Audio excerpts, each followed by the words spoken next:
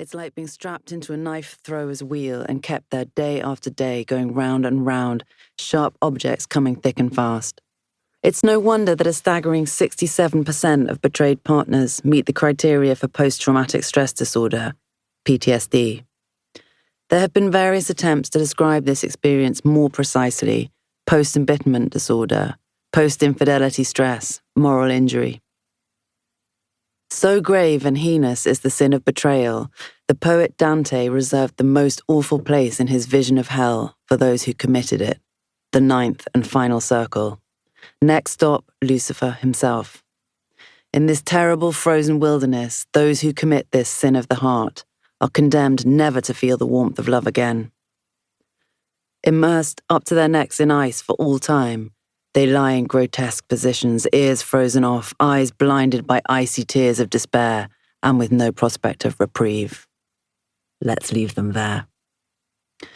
Betrayal most often comes to light in a sudden and catastrophic moment of discovery.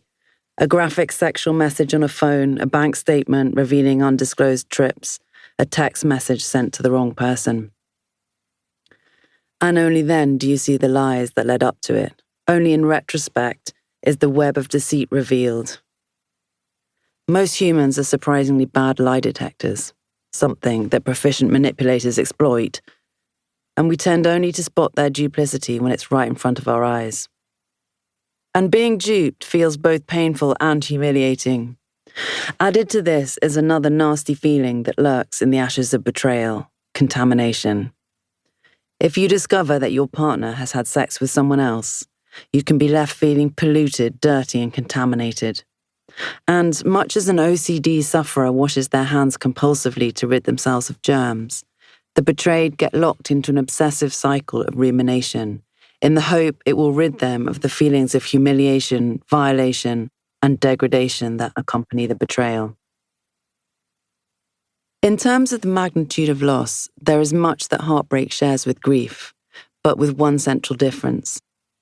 Unlike the bereaved, the heartbroken must contend with the feeling of personal rejection, a feeling that cuts right to the place where we are most vulnerable, to the quiet voice inside us all that asks, "Am I lovable?" And the very person you would usually look to for reassurance is the one that has made you feel that you're not. Heartbreak relegates you to a place of the seemingly unwanted and unloved, and with it goes your power. Old pain, sometimes stretching back to childhood, can rear its head in times of rejection, further diminishing your sense of worth and self-esteem.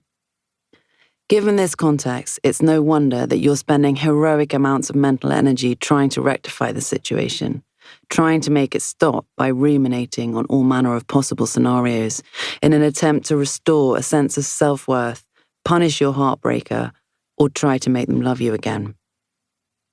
Love is such a powerful motivator that it has been likened to the rush of taking cocaine.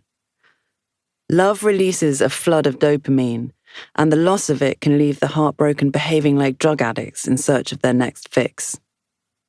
You think you're done with them, but then they throw you a bone or a crumb, and you're back where you started, grabbing your car keys and driving right over.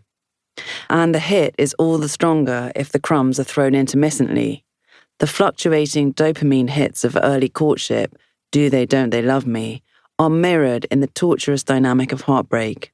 One unexpected text message in the dead of night saying they miss you, and the dopamine rushes in, compelling you to cling on. Heartbreak has long been the subject of songs and novels, but science has largely ignored it in favour of examining the process of falling in love. The lack of guidance from the psychological and scientific community has left the heartbroken to deal with a catastrophic experience of epic proportions, with pat phrases like, "There are plenty more fish in the sea," or "You'll find someone else," which are completely off-key. When you are betrayed and heartbroken, the last thing on your mind is getting back in the saddle or falling in love again, yet never in human history has it been easier to do just that. The social revolution of internet dating has created a fast-paced, casual approach to romantic relationships. Take the dating site Ashley Madison, whose tagline...